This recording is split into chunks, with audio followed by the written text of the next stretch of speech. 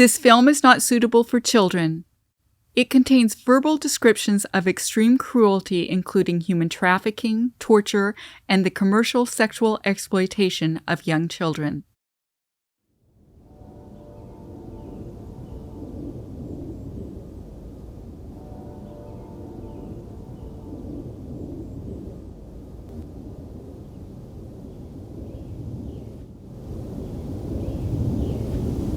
How could you do that to me?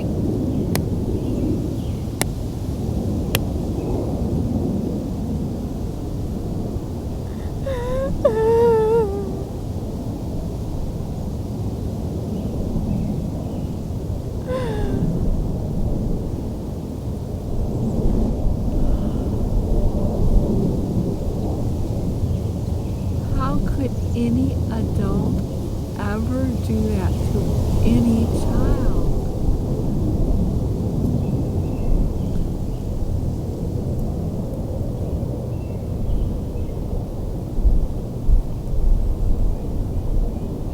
I know you were abused as a child, but it's not an excuse. I was abused as a child, and I never abused a child. I never would. How can you be a mother to me when I can remember having oral sex with you? How could any mother do the things you did?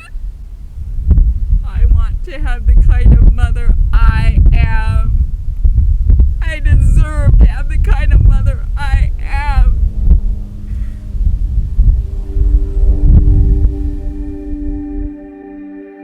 Mothers and Molestation, a film about child abuse.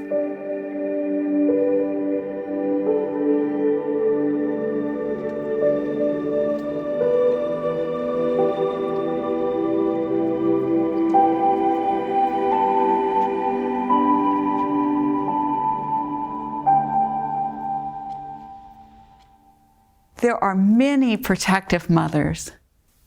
Did you have a good mother? I had a great mom. She was an artist, and she always supported me in my own art. She came to all of my dance recitals, all of my band recitals, shows. Anything that I wanted to pursue, she supported it fully. Yesterday when I was at work, she just gave me a call and was like, hey, they gave me an extra pizza. Do you want one? And so I was just like, oh yeah, I'm on my lunch break right now. I gave her like a big hug because then I didn't really bring anything to eat to work that day. I had a great mother. She was pretty much my best friend. Not the best friend who lets you get away with everything, but the best friend who cares so much about you that I could go to her about anything. What's your relationship like with her now?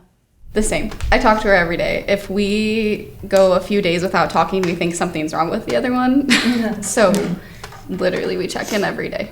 That was the part that took the most for therapy, is because it wasn't even the sense that my mom would ever like physically or mentally abuse me, is that she let somebody else that she was with do that. I had made it aware to her that I wasn't comfortable being around my godfather, and she didn't do anything about it. There are mothers who do not protect their children. There are even mothers who are molesters. People want to pretend there's no such thing as a bad mother, so no one knows what to do about it when there is.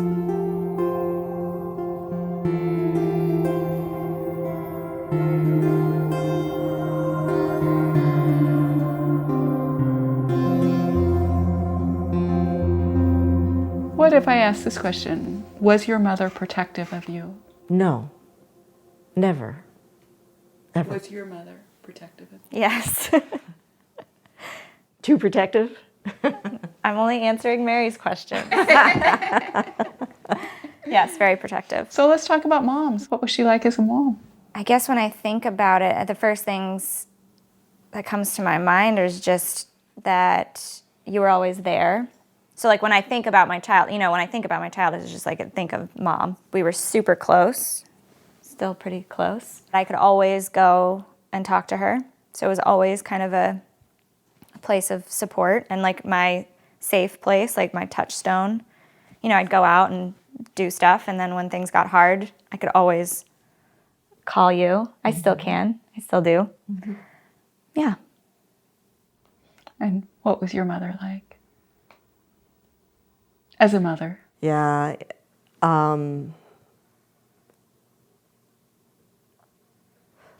can tell you, I never felt any love for her, or really from her, either way. She's an extreme narcissist. I mean, it's all about her, and it's always been about her. So it was never about me or what I needed or what I wanted. And, you know, she has a cruelty to her that is pretty unmatched. I mean, she's pretty horrible. And the thing that also supports that actually was your interview with my grandmother when she discounts child abuse, or she says it's like not a thing. We have to help each other and forgive and understand and have empathy and not carry grudges forever and ever. Generational, one generation after the other. Hates. He touched me. Oh my God, he touched me. And therefore he touched me and he's dead. He's dead. So even if there was the incestuous touch, you think the family should I don't know still what stay an together? incestuous touch is. Well, I mean, intercourse, touch, if somebody comes into your bedroom and forces himself on you, that's one thing. What if what? I had an uncle, my sister says, used to fondle her. Yeah, he'd hold a newspaper like this and he'd fondle her. Okay, he's dead. Don't ever speak to him again, he's dead. He made a terrible mistake. So even fondling, you think? Say, get out of here, Uncle Irving, leave me alone, and walk away. So you think the little kids should be responsible to do that? I think at a certain point, if it's uncomfortable, they should speak up for themselves and be responsible for themselves, not carry a grudge from century to century. But if there was sexual touch, do you think the family should still stay together? Of course. Even if there was... Absolutely, yes. I don't think sexual touch is the horror of all horrors. I don't think so. I think we make a big to-do about nothing. We know child abuse has a long-lasting impact. Adverse childhood experiences are traumatic events that happen between infancy and age 18. From 1995 to 1997, Kaiser Permanente and the Centers for Disease Control conducted the first adverse childhood experiences study. It followed over 17,000 Kaiser patients. Medical records were examined and participants were asked if, as a child, they had been abused, neglected, or exposed to a family dysfunction such as domestic violence, mental illness, or alcoholism. The results were astounding. Compared to someone with no adverse childhood experiences, participants with 4 experiences were 12 times more likely to attempt suicide, 7 times more likely to be alcoholics, and twice as likely to have cancer. The ACEs study also shows just how much child abuse there is. I don't think they were planning on finding that. Mm-hmm. And they just were shocked at just how common it is. So that was really helpful for them just to have a baseline in our country of like how much child abuse. We don't That's what was shocking. treat children well. According to the Adverse Childhood Experiences study, 1 in 4 women and 1 in 6 men were sexually abused as children. You were severely abused as a child. Were you? No. So the cycle can break? But I had a lot of help. As we see, the cycle of abuse often does not break. And thinking about what it takes to have somebody recognize that, like, wait a minute, this isn't the way that love should be. Like, wait, there's something else. Mm-hmm. There's another way to do this. And some people have that inside of them, and like that wisdom, that call, I don't know what it is, that inner sense of this isn't right. And so to have somebody like my mom who has the strength to say, no, like this isn't, I'm gonna do the terrifying thing and get help and do something that I've never done before, that just blows my mind. It's amazing to me. Mm. Survivors that can do that. What does recovery mean to you? Well, first you take that because you're the... You'll have a lot to doing say. more But I think everybody finds their own way, and I don't think there's a right way or a wrong way. And I think that it's an illusion to think that we'll ever be fully recovered or cured or any of that. That's not reality. We're always, in my experience, dealing with some level of this. But we can continue to feel better in our lives. We continue to have rich lives. We can still have good relationships, meaningful relationships, meaningful careers. I mean, all of that is definitely possible. From my own experience, and then from both working as a chiropractor and a mental health provider, what I've noticed with people that have trauma is that experience has to go somewhere. So the people that tend to show it more, the symptoms are going to show up, whether they show up more psychologically and emotionally and behaviorally, or whether they show up more physically in terms of diseases and autoimmune diseases and so forth. It has to show up somewhere, or chronic pain that even doesn't have a diagnosis, that's right. So it's that, you know, so what I tell clients is the more you address, you know, that we have a lot of physical symptoms, the more they can tap into and are willing to look at some of the trauma, the emotional trauma, the less physical symptoms they tend to have, and vice versa. I think the one important piece is finding connection to other humans in some way. A therapist can be that person to help kind of facilitate that, but also more than that, like having actual natural supports, finding those people that believe you and can, because it's in relationship that we're wounded, and so through relationship we heal.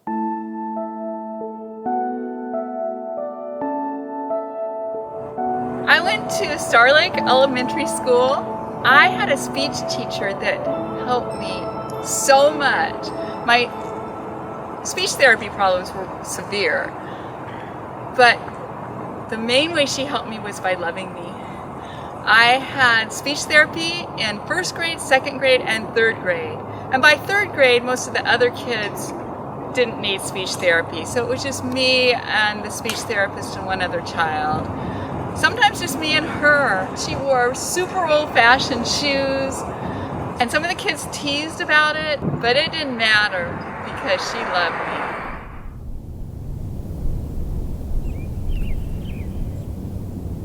I have a picture of me when I was 3. I'm sitting on the table that we sat at when that lady was over. I sat on the woman's lap and I asked her if I could come home with her. She thought I was joking, but I wasn't. And at the end of the evening, you took me out of her arms. I cried and screamed and sobbed. You said, "Quit crying. She's gonna think we're bad parents." I always have remembered how heartbroken I was. I really wanted to go home with her. All the abuse I would have missed in my life had I gotten to go home with her. I'm in awe of that little girl who at age 3 was wise enough to know there was a better mother for me out there. We were out in the country and I would walk to a neighbor's house to eat breakfast every weekday morning. And this was before I started kindergarten. Wow. Just got goosebumps. This is Mrs. Brown's house. I was always safe when I was with her. I'd walk to her house and eat breakfast, and she made what she called mush, but it's oatmeal, salty oatmeal. To this day, I love salty oatmeal. She cooked the oatmeal overnight on this wood-burning stove. She'd have homemade bread with it. Maybe that's one reason I like to make homemade bread now. I just remember feeling so cherished, so safe, so loved when I was with her. Did you have anyone like that? I didn't have a specific person, I would say, but I always did pretty well in school, so I think I, had teachers that liked me. I stayed in a really abusive home, but I grew up to be the person I am now. I have a happy life, and it's because of some of these childhood heroes.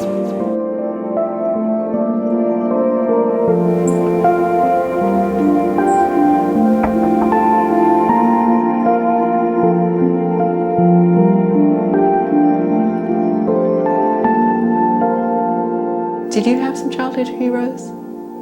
I did. They weren't people. They were people I read about in books. Like my hero was Nancy Drew, because she had a wonderful father. My father was a doctor. He was in general practice. He was one, there weren't a lot of doctors in our town back then. He was just one of few doctors. Yeah. Well respected. Well respected. My mother knew. That was awful to realize that she knew. Because the mother is the person who's supposed to take care of you, to keep you safe, and she didn't. Why did she do that, do you think? In retrospect, I think she did it because she was a doctor's wife and she wanted to keep the status. Mm-hmm. And she wanted also to be seen as a good mother. And so we were always neat and clean and well behaved, and we got good grades. So she could consider herself a good mother. She really did it. I mean, obviously she had more money married to a doctor too. Mm-hmm. This was long enough ago that there wasn't a guarantee of child support like there is now. So her finances would have changed. So in a way, she pimped you. Yes, my mother pimped me. Yeah, mm-hmm. Yeah. In a sense, you're a survivor of human trafficking, but it was your mother mm-hmm. who made you available to your father. Right.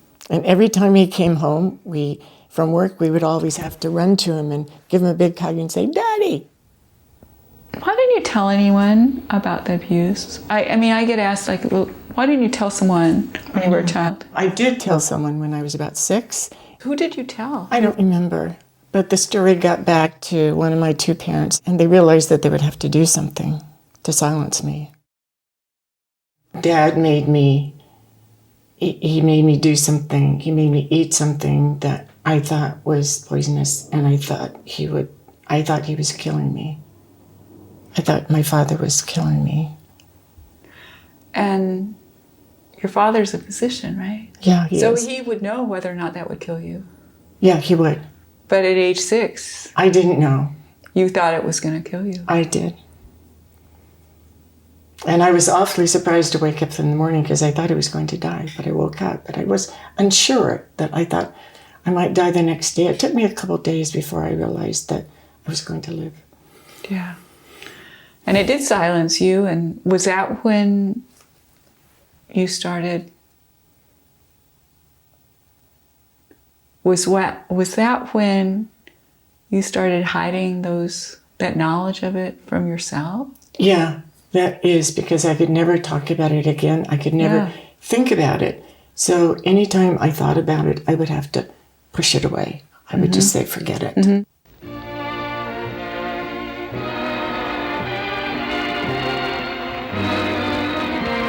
I wrote a book, Miss America by Day, 11 years after a newspaper reporter in Denver learned that my father had come into my room from the time I was 5 until I was 18. It was a secret so traumatic that I had blocked it from myself.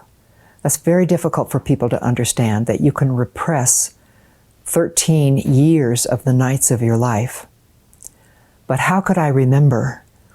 How could I get up and go to school every day and get A's and be in the choir and be on the ski team if I knew what I was going home to at night and there was no one to help me and there was no way to get out of there? I had to block it, which I did. And that's why you forget, that's why repressed memories happen. Mm-hmm. Because little kids are so vulnerable, they need their adult caregivers to survive.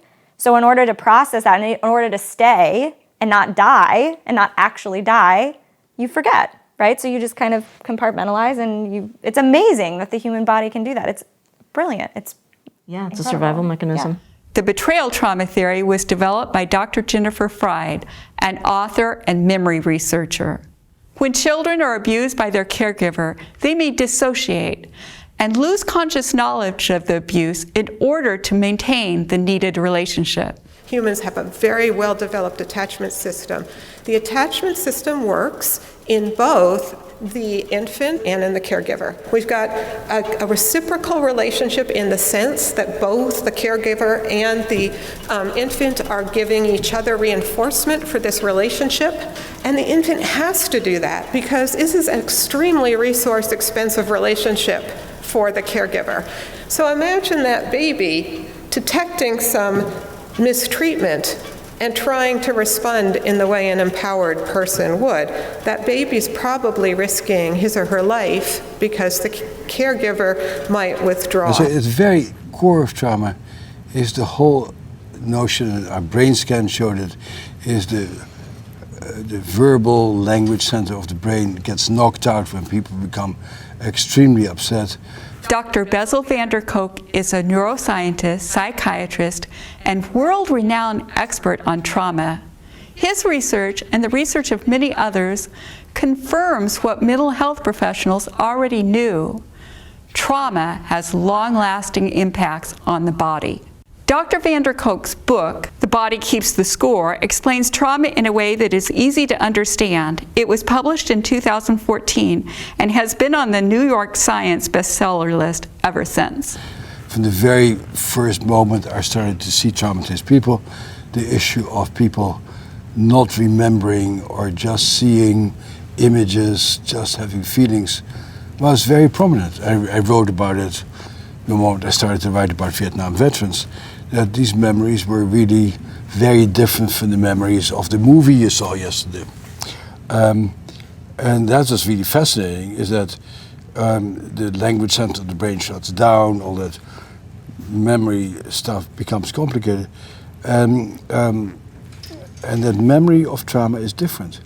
And what became very clear is that if you're not allowed to talk about the trauma, or you're not allowed to help, for people to help to make sense out of being dumbfounded, or as Shakespeare says, struck with speechless terror, then the memory sort of goes away, but your body keeps reacting because your body knows.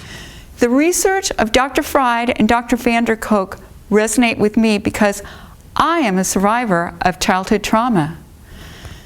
I had the gift of delayed recall. I don't know how I would have survived my childhood without it. If someone had asked me before I was 37 years old, were you abused as a child? I would have said no. I have an aunt and 4 cousins with memories similar to mine. In 1993, my aunt told my parents that she had been molested as a child. My parents didn't believe her. They said, "We just won't see her anymore. We think she's crazy." I was shocked about the abuse, of course, but also about the way my parents treated my aunt. They had always been so close to her. I went to see my aunt. She told me that the abuse went back to my great-great-grandparents. She didn't tell me I had been molested, but soon my own memories surfaced. I remembered family gatherings where there were multiple child victims. When I remembered being abused at the same time as a cousin, I'd call that cousin. My cousins always confirmed my memories. So my memories as they came up, and I was in diapers, and I'm pretty sure I was out of diapers by 2, knowing the situation. So I was in diapers, and so yes, the memories, when my memory surfaced, it was all through sort of visceral sensory experience. And then as soon as I started to be able to, and I couldn't speak, but that even happened in later memories. Part of my speech was inhibited, and we know that happens when people experience traumatic memory. So I would typically get more of a visual and a sensory memory, and then I would have to kind of find the language after the fact to be able to define it. So this part of the brain that's involved in just keeping your body alive gets very messed up. So almost every traumatized person has trouble. Some trouble with food, right. Some trouble with sleeping, right. Oftentimes trouble with pooping. So the very elementary foundation of what makes your body function tends to be affected. Psychologists tend to ignore that because that's sort of what mothers of little babies pay attention to, but no mature people pay attention to. But that's where it starts being played out. And so we need to address that. And then the next part of your brain is involved in creating a map of the world. And so as your brain forms, you don't know anything about what's going out there, and that part of the brain, which we call the limbic system, or you can call it any number of things, creates a map of what's going on out there and how I do react to. And it tells you what is safe, what's dangerous, who am I in relationship to my surroundings, where do I go to get the good stuff, what do I avoid to get the bad stuff. And so that is a hardwired map of your brain. Your early experiences determine that map of your brain. So if people beat you up and tell you that you're a rotten kid, that map of the world is, I'm a rotten person, I'm a terrible person, and the world is an unsafe place. Extremely difficult to change. Did it include torture? Yes, it included very severe physical and emotional trauma. Mm-hmm. Is it possible you were victimized in human trafficking? Is it possible that... I don't recall that specifically. I just remember, you know, other people that were involved. So it wasn't just my parents, but I could say that there were other people involved. Who sexually abused you? But it wasn't just sexual abuse. It was a lot more complicated than that. There was a lot of other stuff that happened too that was very traumatic, physically traumatic as well. Mm-hmm. Human trafficking does not necessarily involve transporting a victim. I was trafficked at my own home. When I was a little girl, we lived way out in the country. One night, close to the trees in front of our house, I was sold to 5 or 6 men, one after the other. My parents were my pimps, which means it was familial sex trafficking. In familial trafficking, the victims are controlled by family members who allow them to be exploited in exchange for something of value. Something of value is not always money. I met another survivor who is now a district judge. Judge Robert Lung was exploited by his father in exchange for access to other young victims. His father was a highly successful medical doctor who already had plenty of money. There are many survivors of extreme child abuse who don't know whether they were trafficked. They didn't see something of value exchange hands, but I did. I saw my mother take the money from the men. I couldn't imagine how that could have been for you. Thank you. Yeah, it's hard to imagine a mother doing that to their child. I mean, moms, you think about them, they're supposed to protect the kids no matter what. So putting them in situations like that, it's something you don't even want to have to think about. I can't even imagine, like, my mom doing something like that. It just makes me sick to think about it. I've never even heard of a woman pimp. The dad usually traffics the child. That's, I mean, on the movies and television or stories, that's usually what I've seen. Right. Yeah. I know someone who was trafficked by her mother. Yeah. And I don't think that it's actually as uncommon as people think. Yeah, absolutely. I mean, think about Ghislaine Maxwell, or think about women who run brothels. Who had not heard of a female pimp before? I was actually sex trafficked and pimped by a female relative for many years. She was just a young, beautiful woman, and no one could comprehend that she was, selling children for sex. I was never protected from her. The man went to jail, and during my interview, I kept telling them that the woman had been participating and that she knew and that she was keeping me there, and they actually laughed because it was so unbelievable to them that a female relative could do that. How old were you? 8 or 9 years old. And did your female relative have access to you after that? Yes. Yeah, I was trafficked again, and there was another thing that happened. So after the court case and everything, she had taken me to a photo shoot. I believe it was in a basement or something. And I believe she was trying to make child pornography out of me. I was already so traumatized that I couldn't perform whatever they had requested. I would just freeze and just look really uncomfortable. And they got really mad at me for not being able to do what they wanted. As kind of a punishment, my female relative had cut all my hair off and dyed it this really hideous shade of orange, like kind of yellow or orange, just to try to, like humiliate me for, causing trouble, like, getting someone put in jail and not being able to perform anymore. It was part of a punishment. So I was sent to live with my grandmother and was told it was just this huge, like, you're so awful, I'm sending you away.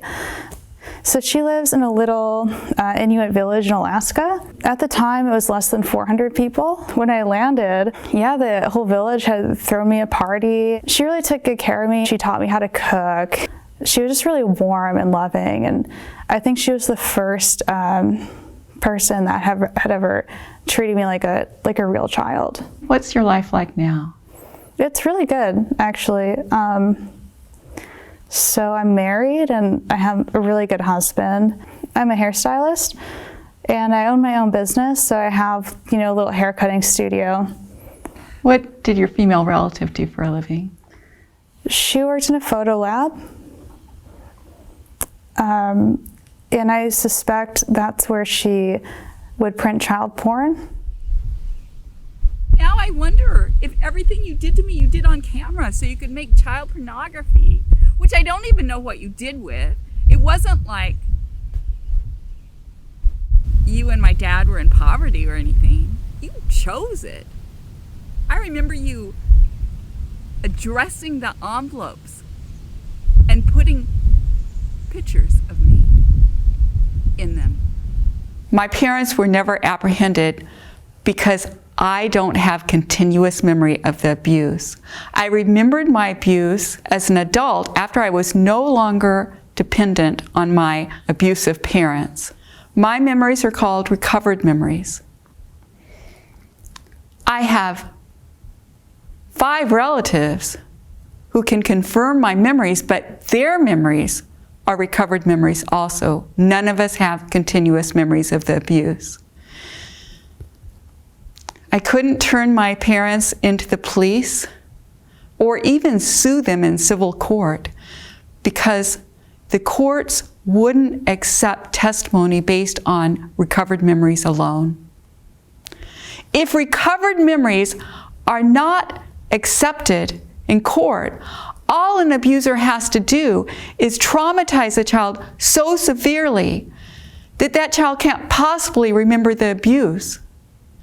Laws concerning recovered memories need to change, and statutes of limitations need to be lifted so that, as an adult, survivors can say, I remember my abuse. I don't want the perpetrator to hurt another child. I demand justice. You demanded justice. I did. Yeah. And the law that allowed you to... was passed in 1988 in Washington State. It extended the statute of limitations so that after I recalled, I had another 3 years. And it was very, very hard to do because I knew I would get some negative comments from the neighborhood and from family, but I didn't so much as I expected. 22 state legislatures changed the statute of limitations so that you can, not from the time that the abuse occurred, but from the time the memory came back. Mm-hmm. Well, bullshit memories that come back like that. I won the lawsuit, yeah. So the judge believed you? Right, the judge believed me. And the case was corroborated, so. So how was your case corroborated? Well, I had a sister who always remembered, and I had a father who said it's not sexual abuse if a father makes his daughter touch his penis. Well, actually it is, it's a crime. Yeah, and he said that in a deposition. Yeah, he did, yeah. The judge read something that your mother wrote. She wrote a letter to my sister. The letter indicated that she knew her husband molested her kids, that she knew. Lynn Crook is a survivor who successfully sued her parents in civil court. Her father, a physician, and her mother, a homemaker, hired experts from the False Memory Syndrome Foundation to discredit Lynn. The False Memory Syndrome Foundation was founded in 1992 with the goal of proving that recovered memories are false. The name False Memory Syndrome Foundation is, they're saying like, well, you can tell me all your opinion or like anything that's your experience, but I'm just going to say it's not true. It's like a direct kind of fuck you. Most members of the False Memory Syndrome Foundation have adult children who accuse them of incest. So you've done a lot of research on the False Memory Syndrome Foundation. I have, yeah. I've written 2 articles now, the book's coming out. I presented publicly in New York, so yeah, I'm doing a lot of work on this. According to the Adverse Childhood Experiences study, 1 in 4 women and 1 in 6 men were sexually abused as children. It really proves there's a lot of child abuse and that child abuse affects survivors long term. How does False Memory Syndrome Foundation deal with that?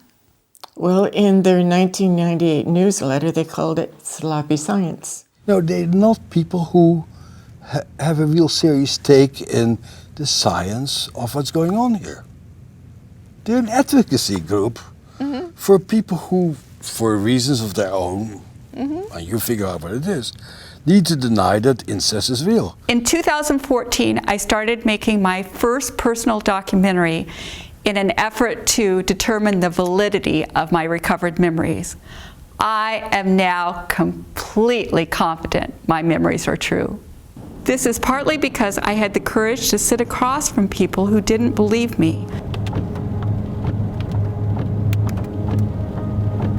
Several of my interviews were with leaders of the False Memory Syndrome Foundation. Dr. Lauren Pancras, a psychologist, was on the FMSF board.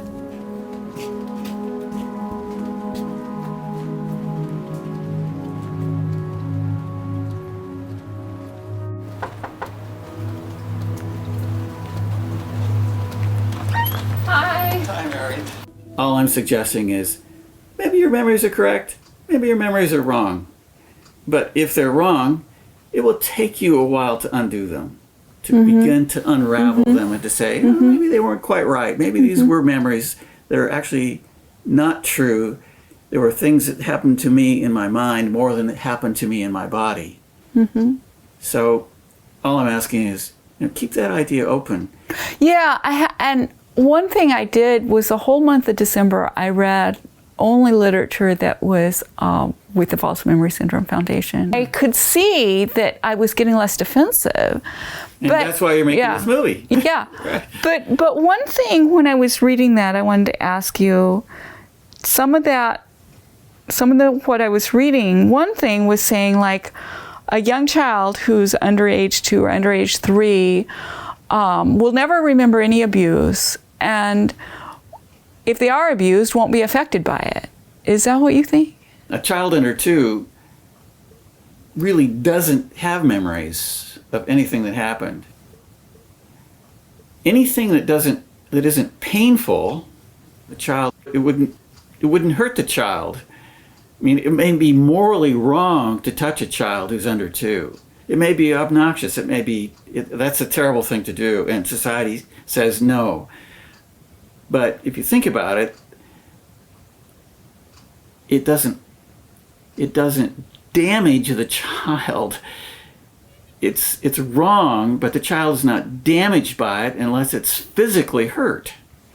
Physically injured or hurt? Physically injured or hurt. Well, unless what the if child cries? If the child cries, then would that affect the child later? So far as we know, children who've been physically abused, anyway abused, they don't remember that, and it doesn't seem to have any later effect on them. So that's kind of good news for my sons wanting to find babysitters for their kids, because their kids' oldest is 2, and so even if their kids are beat up a little bit at the babysitter, it's not going to affect them, and unless there's an injury. And moreover, we know that most abuse of children under 2, most real sexual abuse that occurs, has to do with touching, usually not penetration. It's usually not very violent. It's not violent at all.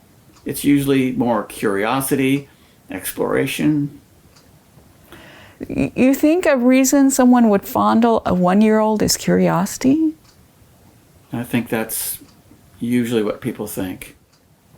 So someone who would want to touch a 1-year-old's vagina, does that for curiosity? Well, that would be one motivation. What would they be curious about? What would an adult be curious about a 1-year? I don't get it. That's why it's deviant. Yeah, but you think it wouldn't hurt them?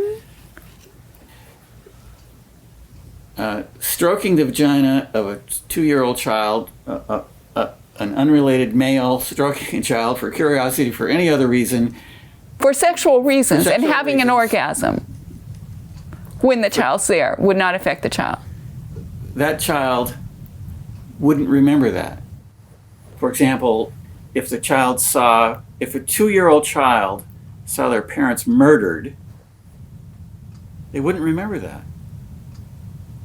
That would be a terrible thing to observe for a 2-year-old child, but they wouldn't remember it, and therefore wouldn't be affected by it. That's what I believe. Because first of all, they don't know murder is wrong. They don't know. They can't determine right and wrong when you're 2 years old. The mind has to be developed. You have to have language to be able to understand things. Language is very important in understanding. But does that mean that you could really abuse a 1 or 2-year-old? And they wouldn't even probably know it. Since the beginning of time, good mothers have known the younger the child, the more gentle you need to be. Most clinicians believe that the abuse of a young child is at least as damaging as the abuse of a child of another age. I traveled to Salt Lake City to attend a conference about the Adverse Childhood Experiences study. There I met Dr. Susie Wyatt, a respected child psychiatrist. I was told that no matter how much a child under the age of 3 is abused, it won't affect him because he won't remember. Wow. I have to say I'm aghast hearing that. Do we have specific proof about memory for any of us, even good memory? No, we don't have any specific proof. What the concern is if perpetrators hear people say doesn't necessarily hurt the kid, there'll be more perpetrators using that as an excuse. There's something called non-declarative memory, and non-declarative memory is the memory we don't have words for. But at a deep, rudimentary, guttural level, we have memory. And I would put forth that it's those people who have been so traumatized, have been so emotionally damaged at a young age, who are at the most risk for having the long-term outcomes with the ACEs studies. The Adverse Childhood Experiences study is sometimes referred to as the ACEs study. I have worked actually with a number of people who have sustained very, very significant abuse histories. My clinical expertise is in child psychiatry, general psychiatry, and also addiction medicine. When my residents rotate through their rotation on addiction medicine for adolescents, I tell them this is not an addiction rotation, really. This is a rotation to learn about trauma. You have to know trauma to know addiction, because if you think about it, if you break it down to basic principles, who seeks out something to numb out? It's people who don't want to have a memory of something. And trauma is so primed for addiction. I think there's a very rich neurobiology that we're beginning to understand, that we're really going to have proof of why there's such a strong correlation there. But I'm not saying every single person who's an addict of one sort or another has trauma, but the correlation is exceptionally high. Again, as a child psychiatrist, and what I have observed clinically, working even with really young kids, is how devastated they are at an emotional level when they have been exposed to any kinds of significant trauma. I really am in disbelief about what you just told me there, that there is a belief as such. I work as a mental health specialist for a school district, K through 12. I do mental health assessments, so a full 3-hour mental health assessment with the family members, parents, if they'll come, and the child. So I do have background and history. So if there's extreme trauma, I know about it. And sometimes they're high-profile cases, including sex trafficking, as well as children who have been abused before the age of 1. Anybody who says that abuse doesn't affect somebody before the age of 3, I can't understand that. Did you have a good mother? She loved and cared for me up until the moment she took her life when I was about 3 years old, which is interesting you said 3 years old and that not affecting you, because previous to the age of 3, I have some of the most crystal clear, fond memories of her. My mother was active in the False Memory Syndrome Foundation. I saw her in a TV program once. It was an FMS meeting, and she and my father were sitting there in the front row. She looked very interested. My father looked uncomfortable. Pam Fried and her husband Peter co-founded the False Memory Syndrome Foundation just 15 months after their adult daughter recovered memories of paternal incest.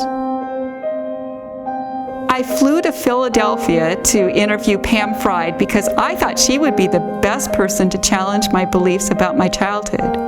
It was my first interview for my first documentary, and I was nervous.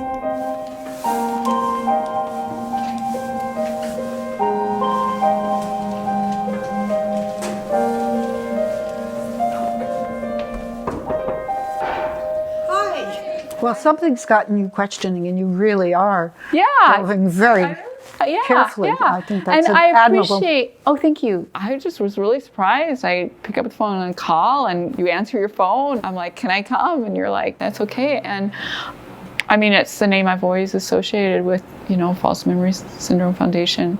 When I decided to do the film Am I Crazy, I decided to really, truly, honestly explore, could my memories not be true? And as you know, I mean, I've had them, it's been 20 or 21 years since I remembered. So, but I wanted to talk to the best people about it, and I thought, yeah, that's you, and then whoever you recommend. Supposing you find out or come to the conclusion that it's probable, or certainly possible, that your memories are false. In fact, you might already be at the point where you say it's possible, since that's why you're searching.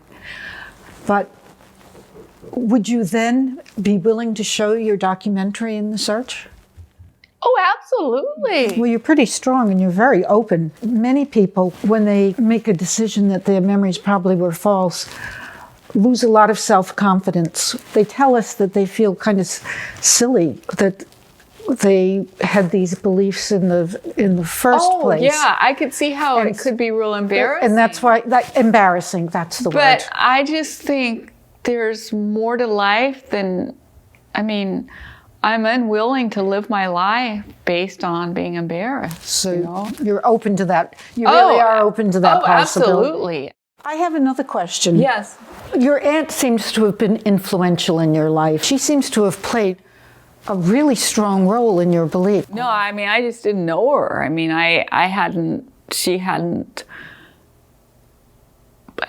I just hadn't been around her for, some time. She and my mom were roommates in college, and they were both home ec majors. Some of the closeness I felt to my aunt was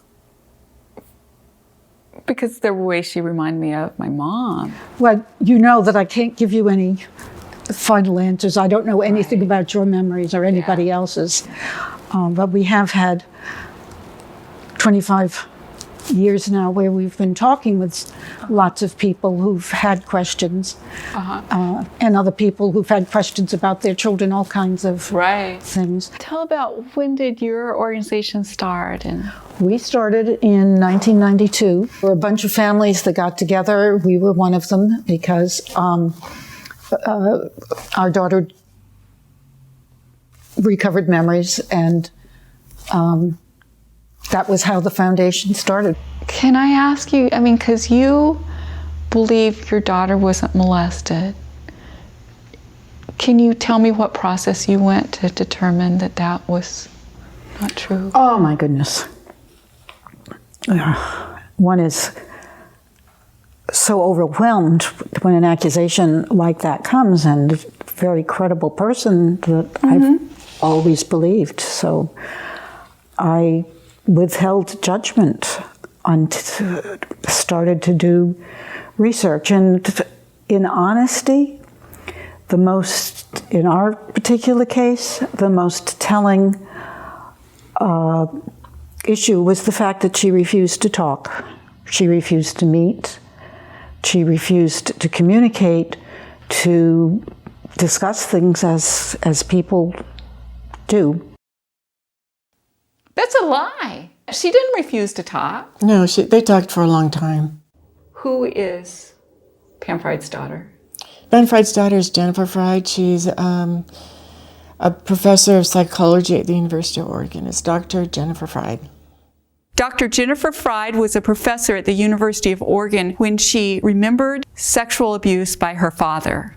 It's well documented that there was extensive communication between Jennifer and her parents after she disclosed to them. She broke contact only after her mother sent an article to Jennifer's professional colleagues at the University of Oregon describing Jennifer as dramatic, cruel, and temporarily deranged, all while Jennifer was up for promotion. Even so, Jennifer received the promotion and remained at the University of Oregon for 30 years. Dr. Jennifer Fried is now at Stanford. Along with her team of social scientists, she researches a strategy used by perpetrators. It is known by the acronym DARVO, which stands for Deny, Attack, and Reverse Victim and Offender. In DARVO, what happens is there's an aggressive denial followed with an attack on the credibility of the person making the claim. It might take the form of questioning their mental abilities or their motivations, saying you're a liar or you're crazy. And then reverse victim and offender is when the person who's being held accountable assumes the victim role and says, I'm the victim here. And more recently, we've been researching this systematically in the laboratory, and we have found that, unfortunately, DARVO seems to work, and you could say it's like a perpetrator strategy. And the ways we've so far found it works is it's associated with victim self-blame. So if people get DARVO'd, they're more likely to blame themselves. And it's also associated with third-party judgments. So third parties who are exposed to DARVO responses versus non-DARVO responses are more likely to doubt the victim and assume the perpetrator must have some basis for making the claims. The good news is preliminary research in our lab also suggests that education about DARVO helps mitigate a bit, that people who learn about DARVO are less likely to stop believing the victim.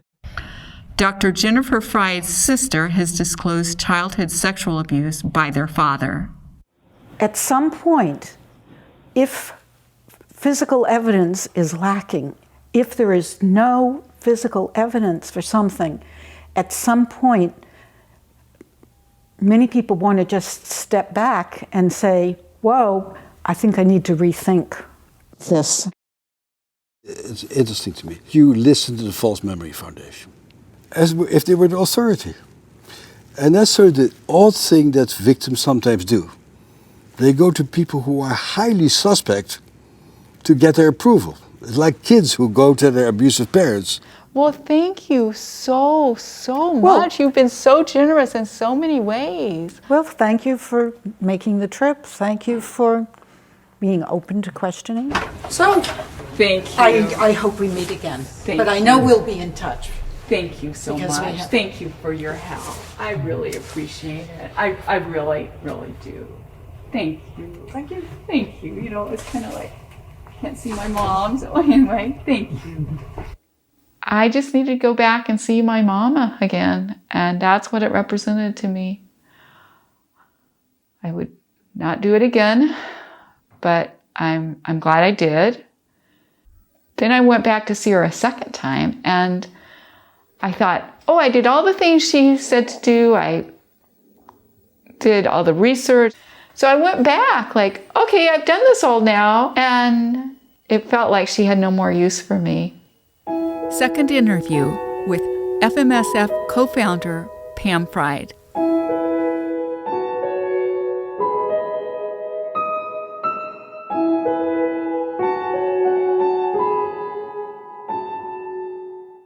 It sounds to me like you're quite convinced, and I don't know why you're continuing. You've found your answer, you're sure. You know, I think why I did, I realized what it was that this whole journey had to do with my mother. 4 years after I remembered being sexually abused by her, my mother died. 7 years after her death, I started imagining her as a little girl angel. I wrote a short story. In it, everyone goes to heaven, but your age depends on your spiritual maturity, which is why my mother was so young. She was not mature.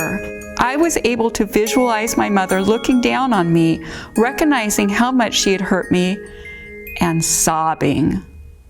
This was a way I used art to help me heal. On an unconscious level, I knew that this fictional story was not going to provide me the restoration I needed.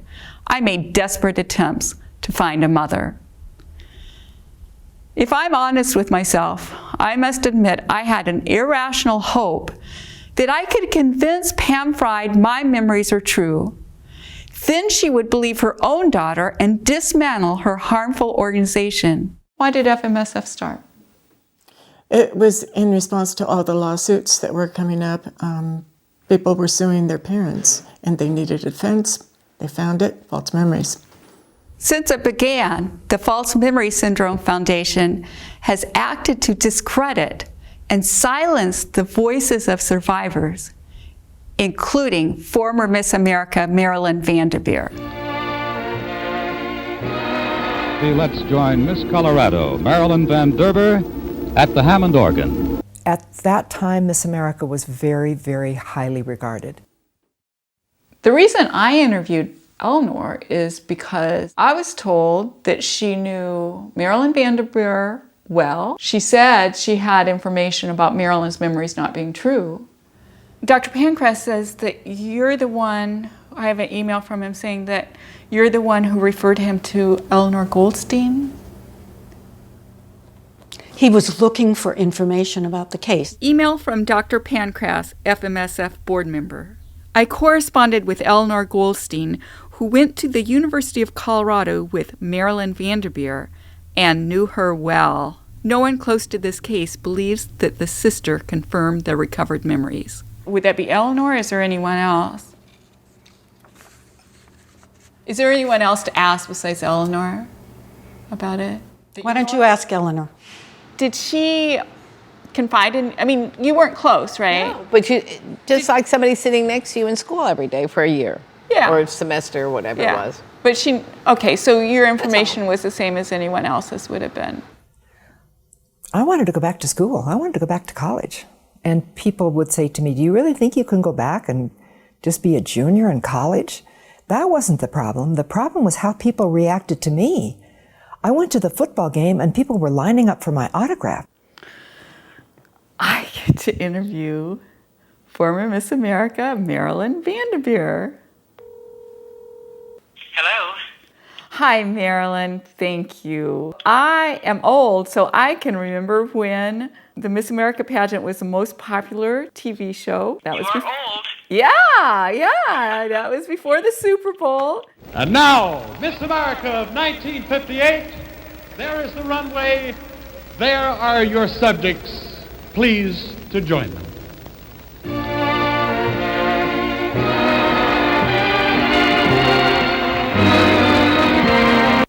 Did you know Eleanor Goldstein in college?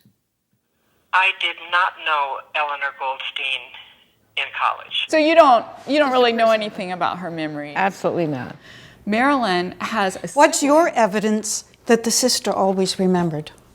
Newspaper what is your reporters. evidence of Yeah, of the newspaper case? reporters who have interviewed her. She's been interviewed multiple times.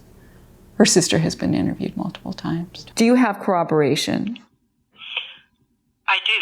As soon as my memories came up, I was 24. One of the first things I did was to get on planes and go talk to my sisters. My eldest sister, Gwen, who lived in Kansas City, when she knew what I was going to say, she just turned ghost white, and she said, I thought I was the only one.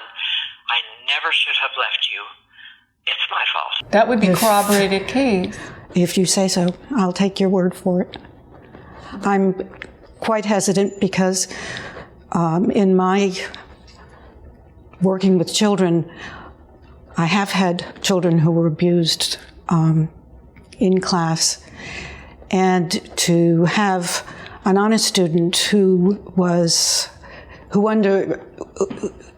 experienced what Marilyn claimed that she had experienced night after night, and to still be so successful in school is difficult. But maybe she did. Think any honor students are incest survivors?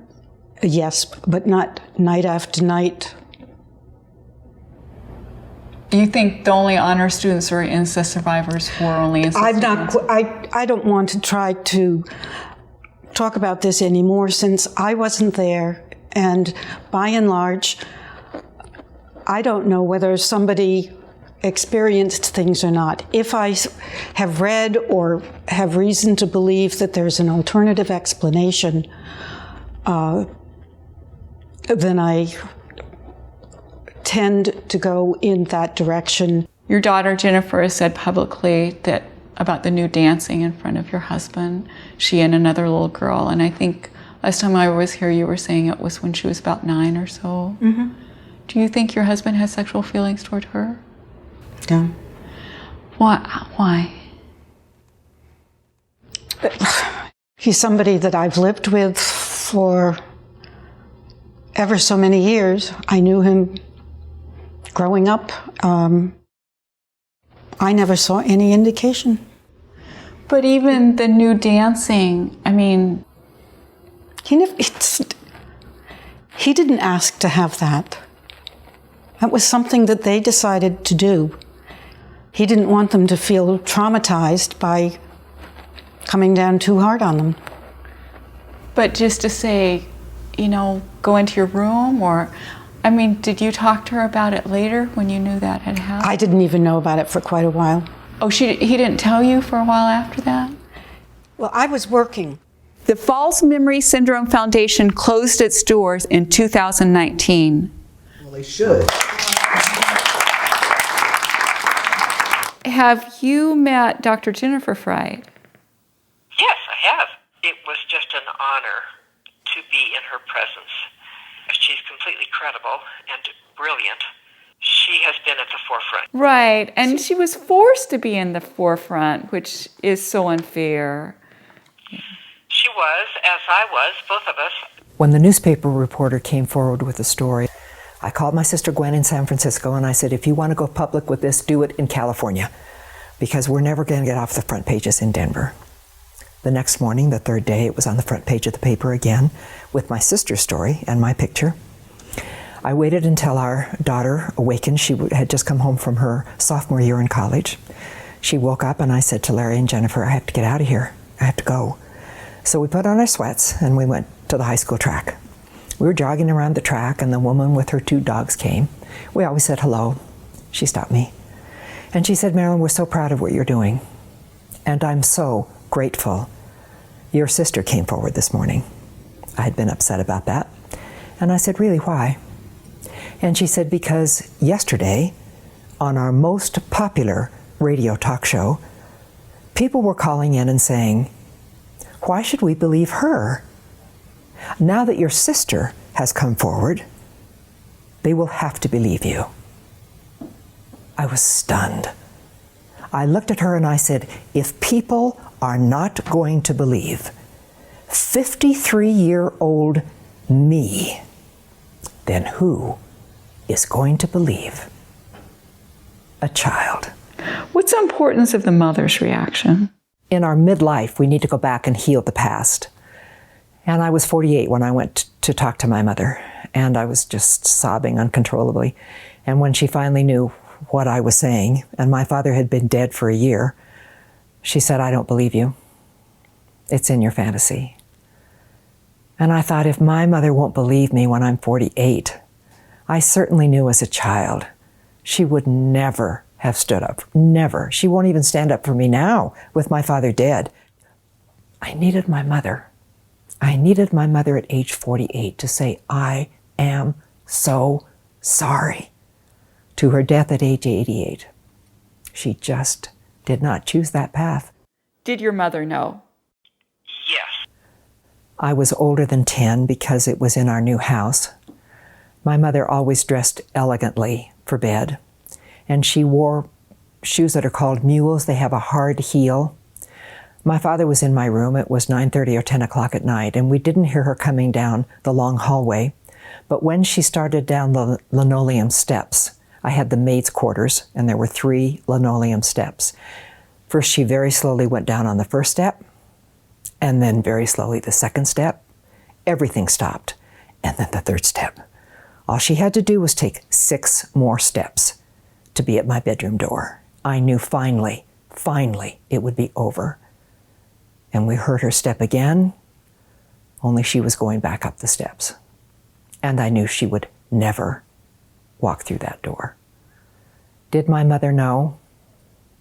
13 years, my mother knew. What would your mother have done if someone had done that to you? She might have killed him. She was wonderful and protective and defended us. Like, anytime she thought anyone was, just crossing a line or anything like that. And she could be very angry. And if she felt that her children were in danger, she would stop at nothing to protect us. There are mothers who honestly don't know about the abuse. Alex Hinton was 20 years old when she remembered paternal incest. She told her mother, and her mother believed her. Clara Hinton went to the police and turned in her pedophile husband. Did you know your husband was abusing children? I did not know. He gave no clues. I mean, nothing of the sort. He was respectful. He was even what you would call somewhat backward, in that he never told dirty jokes. He never teased in that way. He never did anything, that would even hint towards anything that was sexual, especially with children. Not at all. That's the way my father was, and Lynn is saying that's the way your father was, huh? Yeah, okay. Yep. And then when your daughter Alex told you she had been sexually abused, did you believe her? Yes, totally, completely. I had a good relationship with Alex. We were always close, and I just saw no reason why she would say that if it wasn't true. Who turned your husband in? Jimmy and I went to the police. Our situation was that my dad was just such a highly skilled sexual offender that we had no idea, because he was so incredibly good at covering his tracks. If it had only been Alex and they were recovered memories, would he have been prosecuted for that? No. We were told by the detective. She said, I can't open an investigation based on Alex's testimony alone. Yeah. And she said, I can guarantee you that he's abusing victims right now. At the time he was babysitting very young children and having sleepovers at his apartment. And, the detective said, that's enough for me to call him in for questioning. The detective called me up and she said, your dad just left the police station, and she said, it is really bad. She said, I've been doing this for many years. And she said, this is one of the worst cases, if not the worst case that I've ever had. And as soon as I hung up, my dad called. And my heart, I mean, it just sank. And I thought, oh man, because I knew he was going to call to confide in me, because him and I were really close. I've always had a very close relationship with him. He said, oh, by the way, just so that you know what you're dealing with when I do go to jail, here are the names of my victims. And he just started rattling off. I mean, just like I'm talking to you right now. That he wasn't crying. He wasn't saying, my God, what have I done? It was just, oh, by the way, so that you know what you're dealing with when I go to prison, here are the names of my victims. And then after he rattled off the names, he said, I got to tell you. He said, I'm really thankful that I got caught. And you should be too, because Eden was going to be my next victim. And my heart, I mean, absolutely sank. And I knew, based on what the detective had told me, that his age of preference when he began the abuse was age 3. And my daughter was 15 months old at the time of his arrest. Eden Hinton is 11 years old now. She has never been abused. By speaking out, survivors can protect children. Does that mean all survivors should go public? No. Disclosing is a personal decision with many considerations. I honor survivors who choose not to speak out, and I respect their privacy. Concerns about retaliation by her mother, Eleanor, kept Stacy Charlotte from going public until now. Do you remember when I told you I'd be interviewing Eleanor? Yes, I did. Do you remember what you told me? Well, I told you she had a daughter. She has a daughter who's recalled. Yeah, with recovered memories. And so then I already had this interview scheduled, but Eleanor's daughter, Stacy, had never gone public. So I tried to get Eleanor to tell me about her daughter. And did she? Not really. Have there been problems with your children, or? Me? Yeah. My children? I don't Between think you and your children. I don't think more so than anybody else. I mean, do you have children? I Did they do, always yeah. say everything was wonderful in your family? No, but we would always talk about it. If they thought something wasn't right, then we'd talk through it. Have your children ever been out of contact with you? Not really. No.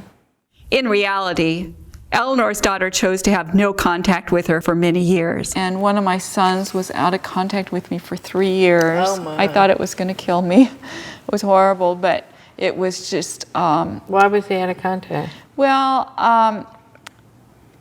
my first marriage involved some domestic violence, some verbal abuse, and I think he needed, at the time of the divorce, to just have some space. I think all my sons owe me is to be good people. Well, Because that's a bunch of BS if you ask me. No, life. and you have a life too. It was okay for him to do what he needed to do to have a good life. Selfish.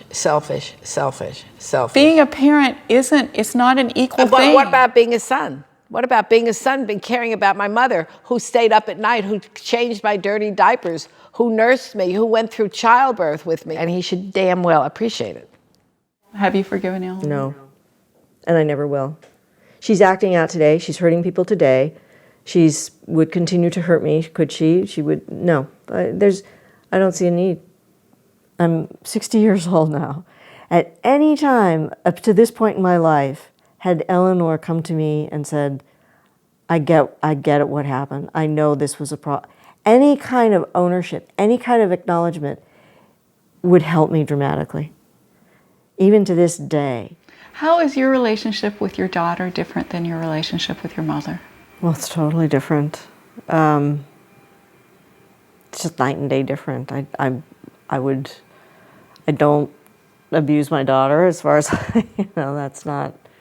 So it's just totally different. I have respect for Corinne, a great deal of respect. I would never degrade Corinne, or I wouldn't want to. It wouldn't even occur to me. So it's just totally different. I can't imagine doing anything deliberately to hurt Corinne. Doesn't mean that I haven't done things that hurt out of ignorance and, and moments of being self-centered or whatever. But it's not the norm. It's not what defines our relationship. And the things that I have done that I am aware of that have hurt Corinne, I ache over even today. I still feel it. It's like, oh, I can't believe I did that. And Corinne probably forgot about it by now. But there's so, there are moments where it's like, oh my God, I can't, so. Do you think you had a good mother? Yes, I think I am extremely lucky. And I feel very lucky to have to have you as a mom. How is your relationship with your daughter different than the relationship you had with your mother? Oh, my. Oh, goodness. I had no relationship with my mother. Her denial and her lack of any compassion. Oh, goodness. My daughter and I are so close. One of the reasons we have that closeness is because I stopped shutting her out. When she was 13, I disclosed to her. I believed she was going to say, you know what, I really don't want you as my mom. And instead, she started crying for me, held me, and said, why would you have any shame, Mom? You didn't do anything wrong. I will never forget those words. My daughter is someone that I can see her parenting now. I've moved closer to her, and I can see her parenting her kids. And she's someone that I wish I would have had as a mom. Yeah. Because she sets such a good example. She actually has fun with her kids. Yes. She trusts them, they trust her. Who picked out this house? My daughter did. Where does she live? Point to her house. It's right down. It's just right down there. It's just down the hill. It's just about half a minute walk. How many grandkids do you have? I have 7 grandkids. And you love them so much. Yes, of course, yes. Yeah. I've seen you with your grandkids, I had a different experience, of course, with my own grandfather, my mom's father. I really felt like he loved me. And I really, even as a very young child, had the sense that my parents didn't. So when he would come to visit, those were like really special times. It's hard to get over being Daddy's little girl. Or Grandpa's little girl. Yeah. Or someone's little girl. Even if it's hard because you feel so special. Yeah, and that kind of feeling special meant a lot more to my mom than having a normal relationship with me. When he would come, many times, enough times that it didn't seem unusual to me, when my dad would be at work, my mom would sit me down at the dining table and give me chocolate chip cookie dough to eat so I wouldn't disturb my mother and her father. My mother and her father would go into the master bedroom and have sex. When I disclose molestation by my mother, people often ask, do you think she might have been abused as a child too? I know for a fact she was. And what started in childhood never ended. You would never have chosen to get counseling no matter what was offered to you because you wanted to stay your daddy's little girl. You come up from Texas in his fancy car with air conditioning. No one up here had ever seen air conditioning in a car. He loved attention. You could tell I needed attention. And you felt special when he came because you and him would go into your bedroom and have sex. My dad at work and you having sex with your father. And then when your dad, when he brought me in, you weren't protective of me. You were jealous of me. You were jealous.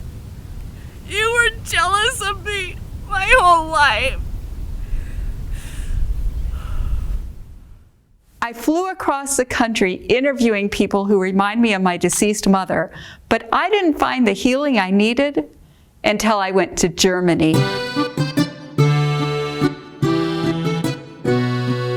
I was asked to show my first documentary in Leipzig, Germany. While there, I met Dr. Ralph Voigt, a psychologist. Hello, I'm glad you're joining us. He and his wife Irina developed the protocol and designed the equipment for a unique style of body-oriented psychotherapy. Other therapeutic concepts go by the brain. Body-oriented work is for the childlike parts more important than working with the brain, working by talking. You know? Yes. And they need real experiences, real. Mm-hmm. Only when it is real, they get it. Look for a symbol for the small Mary. For that small Mary, you do the job today. This chair is for the small Mary. You are the big adult. Please say some empathic words. I'm here to make sure your mother doesn't hurt you anymore.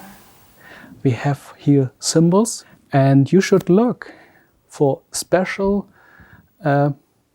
dangerous person you had in your life. Yeah? You suffer from them until today.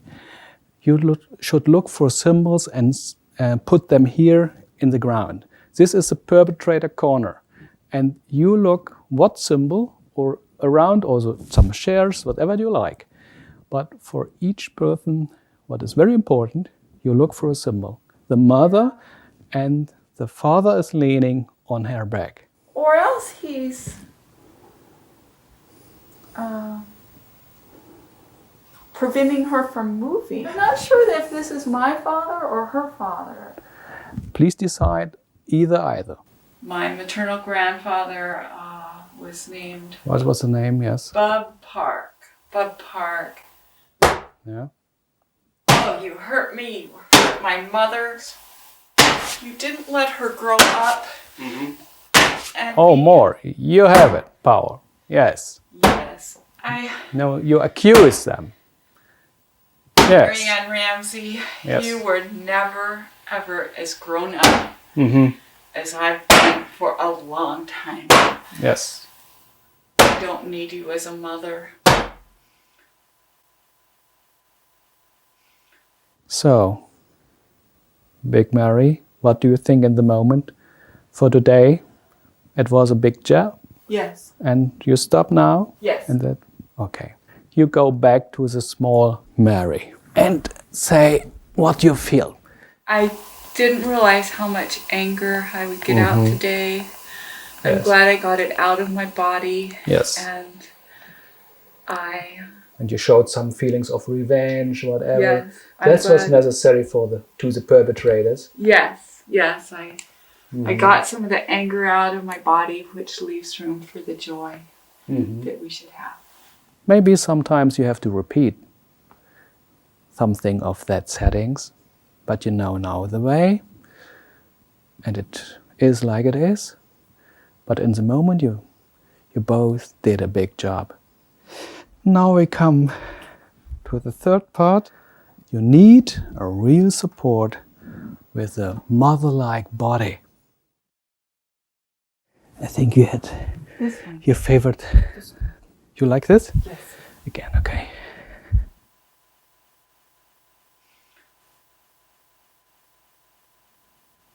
I feel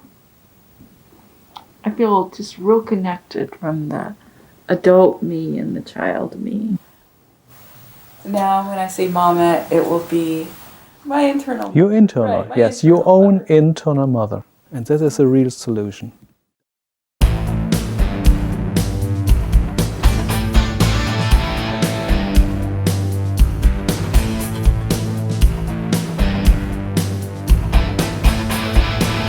I came to tell you goodbye. It's time for me to have a good mother, and I can be that for myself. Thank God I can be that for myself. And it's really, also an exciting thing to think about in life, being my own mother. I'm never coming here again. I'm never coming back to the grave.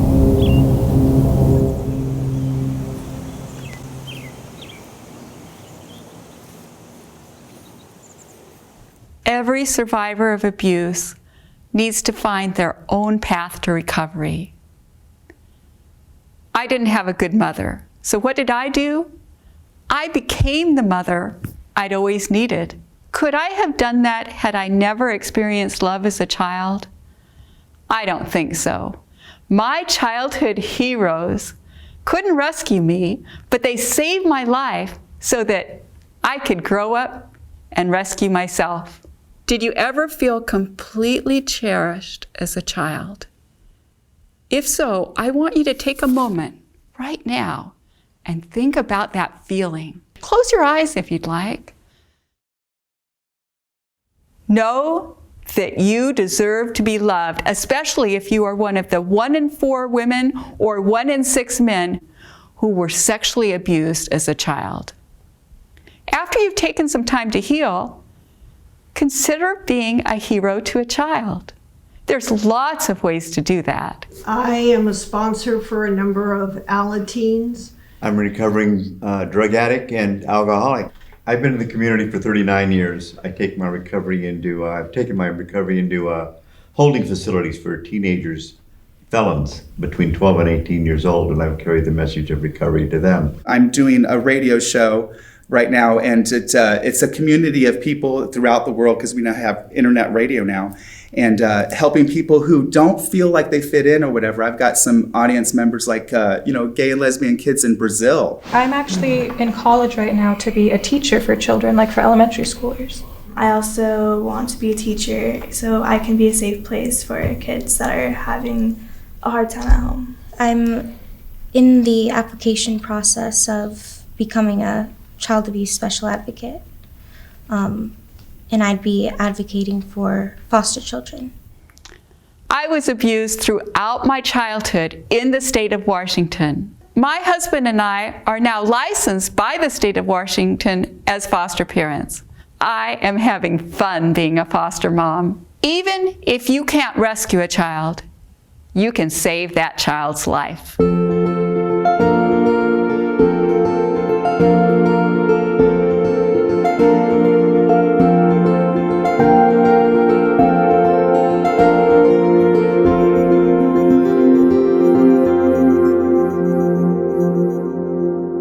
Although most of the audience members were actors, their comments reflect their real-life experiences and beliefs. Did you have a good mother? She had her own childhood trauma, so she did her best, and she worked really hard to provide me and my sister with a childhood that she didn't have, and she loved us so much, just unconditionally. She's gone now, and so I have really positive memories of her. We talk every day, like literally, like every day. She worked really hard. She was a working mom, so she tried her best to make sure that all our needs were taken care of. She was disabled, but she was still an amazing mom. I had a really great mom. Both my mom and my dad, my parents were very good role models. Like, I'm a big advocate for anybody in need, especially like children. Like, I like to make sure that they have what they need at the schools, and I know that the schools can't afford to have a lot of the nice books, so I buy books in bulk and I donate them. It's not that I didn't have a good mother or a bad mother, it's just that she just wasn't there. So my mom used to work a lot and stuff, leave us home alone since we were little kids, and on the weekends she would party all the time. Did you have a childhood hero? I did. I was very fortunate enough to spend a lot of time with my 4 grandparents. I didn't have a dad, and my grandparents, they wanted my mom to have support, so they built a new house just for us to live with them. Growing up, my dad wasn't really around all the time. I only really got to see him in the summers. So I always looked up to my oldest brother, Trey. He was about like 14 years older than me. And he was always there, taught me how to drive and He always took me camping. For information about becoming a foster parent, contact the National Foster Parent Association. I have to own a house in order to be a foster parent? Because I live in an apartment. Oh, that's fine. I know a foster parent who lives in a 2-bedroom apartment, and she actually has 2 boys about the same age, not from the same family, and they share a room, and then she has her bedroom. So that would work perfectly well. Do children in foster care ever go back to their original parents? The goal of foster care is for the children to go back to their biological parents. Sometimes that's not possible. Black children are overrepresented in the foster care system. Many are adoptable. My wife and I, we have 2 daughters, and we've been talking about possibly adopting a boy, you know, because it's a little lopsided in the house right now, and we would like to help the world and get a boy.